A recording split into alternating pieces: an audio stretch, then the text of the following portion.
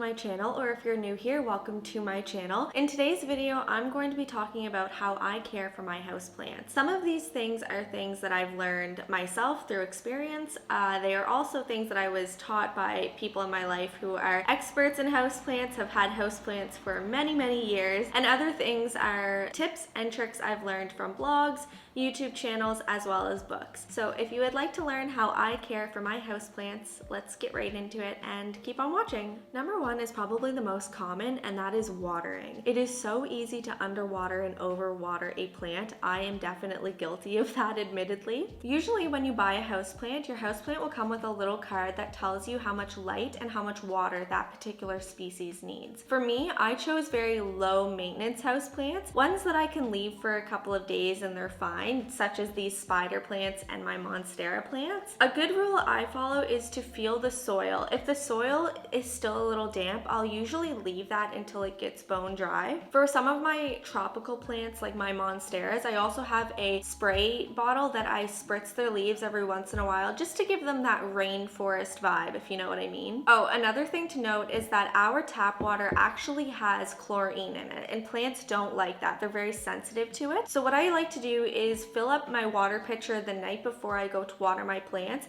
let it sit out all night so that the chlorine has an opportunity to evaporate. Number two is pruning. Sometimes I'll notice that the ends of my plants' leaves have browned or they have dead leaves inside the pot. I'll go ahead and pick those out, and I'll take a pair of scissors and I'll snip the brown ends off. The brown end is usually damage caused by chlorine. These two spider plants behind me are so prone to brown tips, so I'm constantly pruning them. But yeah, I kind of think of it like, you know, if you were going to get a haircut because you have so many dead ends in your hair. Well, after you get that trim, your hair becomes voluptuous and healthy again. Kind of think of that with plants as well. They do need regular pruning in order to stay healthy. Number three is dusting. Like other household services, they are prone to collecting dust, and that dust will actually clog the pores on their leaves, making it hard for them to breathe. So what I do is take my NORWEX dusting mitt and I'll gently rub the leaves of the plant, or you know, any other dusting mechanism that you have would work as well. But one thing that I have been told but haven't personally tried yet is a milk bath. So apparently if you do water and milk and then you just like rub it on their leaves, it makes their leaves really shiny. I haven't tried that yet, so don't quote me, but I definitely am going to try that in the future. Number four is repotting.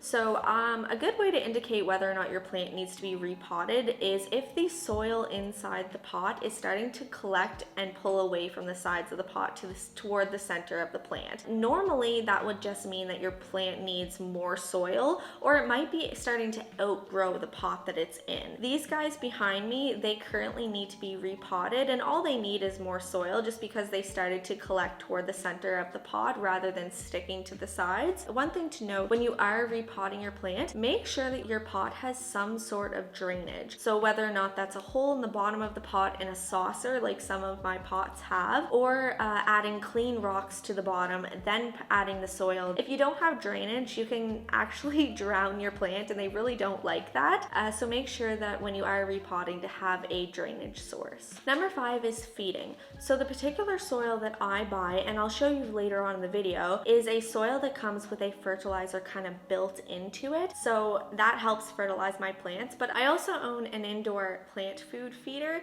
and basically it's this little pump bottle, and I spray it, you know, every 3 or 6 months. But there are ways to naturally nourish your plants, such as utilizing your old black tea bags with some water, letting those kind of steep and then pouring it over your plant. That's a natural fertilizer as well. Finally, number six is kind of a weird one, but it works for me and it might work for you. I usually talk to my plants on a regular basis. So I say good morning to my plants, I say good night to my plants, I tell them I love them, I ask them how they're doing. They really thrive from positive attention, I find. So I really treat my little houseplants as my babies. After all, they are living. Okay, so next I'm going to show you the kind of products that I use to care for my houseplants. So this is the kind of soil that I use. It is by Miracle Grow and it's called potting mix. So it has a built-in fertilizer like I mentioned earlier in the video. And this is the type of plant food I use. It's called indoor plant food and it's also by Miracle Grow. And I will have both of these things as well as everything else that I can linked in the description box if you want to go ahead and check them out for yourself. But yeah, I just have these on hand, and whenever I need to repot my plants, I use this, and whenever I need to fertilize or feed my plants, I use this. On the topic of repotting, I mentioned that a plant needs drainage. So I picked up these little Bella Moss collectors, like drainage stones. They're not needed, like any normal rocks would work too, but I picked these up just because I live in an apartment. I can't really go out and dig and find rocks, but I usually just wash these off and then put these at the bottom of the pot, fill the pot with soil, add the plant, etc, etc. Okay, so for watering, I have this little IKEA watering can as well as this IKEA spray bottle. I use these interchangeably. Sometimes I'll only spritz my plants depending on if they, you know, are half dry, half not. And then if I want to fully immerse each plant, I use my watering can. But normally I use this on my tropical plants though, because they really like, you know, that rainforest vibe. So I take this and I spritz them all around. And both of these are from IKEA. So in terms of dusting, I use the NORWEX dusting mitt, but like I said in the video, any dusting mechanism would work as well. I just basically put it on and then I'll grab the leaf and I'll very, very gently rub back and forth so that it collects the dust. Lastly, I wanted to mention a resource that I'm often returning to in terms of caring for my houseplants, and that is this book called Be Your Own Houseplant Expert by Dr. DJ Hessayon. I might be pronouncing that wrong, but this was given to me a while ago, and it has everything I need to know about houseplants, how to care for them, specific species and their needs, watering instructions, repotting instructions, really anything.